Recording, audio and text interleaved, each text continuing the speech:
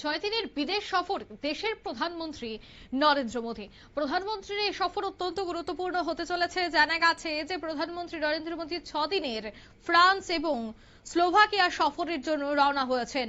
এই সফরের মূল কেন্দ্রবিন্দু হলো এভিওতে, যেখানে G7 শীর্ষ সম্মেলনে তিনি অংশগ্রহণ করবেন। ফরাসি প্রেসিডেন্ট ইমানুয়েল ম্যাক্রোর সঙ্গে দ্বিপাক্ষিক বৈঠক এবং ইউরোপের বৃহত্তম প্রযুক্তি এবং স্টার্টআপ ইভেন্ট ভিভাটেক এর যোগ দেওয়া।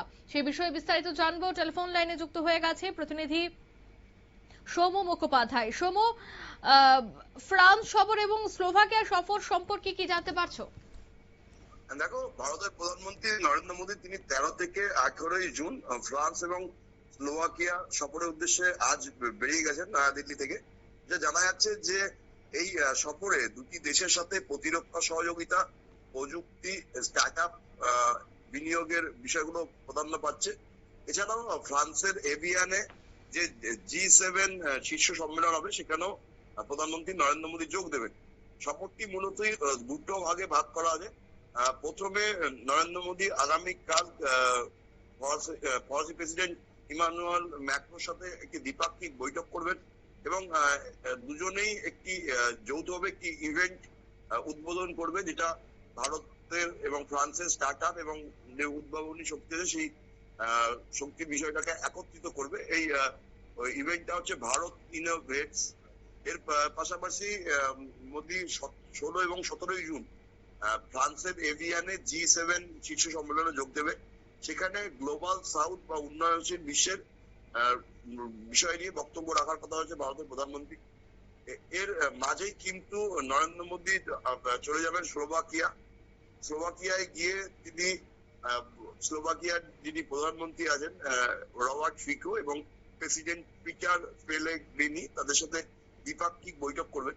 তাৎপর্যপূর্ণ বিষয় হলো যে 1993 সালে স্লোভাকিয়া যখন স্বাধীন হয়েছিল তারপরে ভারতের কোনো প্রধানমন্ত্রী এতদিন পর্যন্ত স্লোভাকিয়া সফরে যায়নি।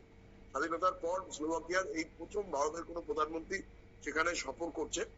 সেখানকার সাথে বাণিজ্য, অটোমোবাইল, রেলওয়ে উৎপাদন, প্রতিরক্ষা এবং জ্বালানি খাতে একাধিক চুক্তি হওয়ার কথা রয়েছে।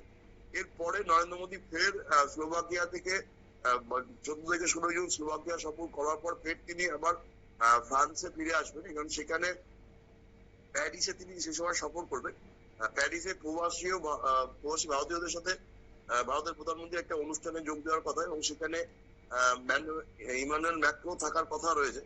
এবং এই বিষয় নিয়ে কিন্তু ভারতের তরফ থেকে একটি বিবৃতি প্রকাশ করা হয়েছে। তাতে বলা হয়েছে এই দুটি দেশ ফ্রান্স এবং স্লোভাকিয়া এই দুটি দেশের সাথে যে চুক্তিগুলো হবে সেটা কিন্তু ইউরোপীয় ইউনিয়নেরও চুক্তির একটা পার্ট এবং আগামী দিনে ইউরোপীয় ইউনিয়নের সাথে দ্বিপাক্ষিক সহযোগিতা যে বৃদ্ধি পাবে ফ্রান্স এবং স্লোভাকিয়ার সাথে একাধিক চুক্তির পর, সেই বিষয়টাই কিন্তু স্পষ্ট হয়ে যাবে বলেই আন্তর্জাতিক মহল মনে করছে। অঙ্কিতা, একদমই ধন্যবাদ। অর্থাৎ আন্তর্জাতিক মহলের প্রতিক্রিয়া হচ্ছে, আন্তর্জাতিক মহল মনে করছে এই বৈঠক নিয়ে কিন্তু একাধিক গুরুত্বপূর্ণ বিষয় আলোচনা হতে পারে। তবে দ্বিপাক্ষিক বৈঠকে প্রতিরক্ষা, পরমাণু শক্তি, প্রযুক্তি এবং স্টার্টআপের ক্ষেত্রে একাধিক নতুন চুক্তির সম্ভাবনা কিন্তু রয়েছে। ফরাসি প্রেসিডেন্টের আমন্ত্রণে তিনি গেছেন এবং এই 6 দিনের সফর কিন্তু অত্যন্ত গুরুত্বপূর্ণ হতে চলেছে। নিয়ে নিচ্ছি ছোট্ট একটি বিজ্ঞাপন বিরতি, সঙ্গে থাকুন।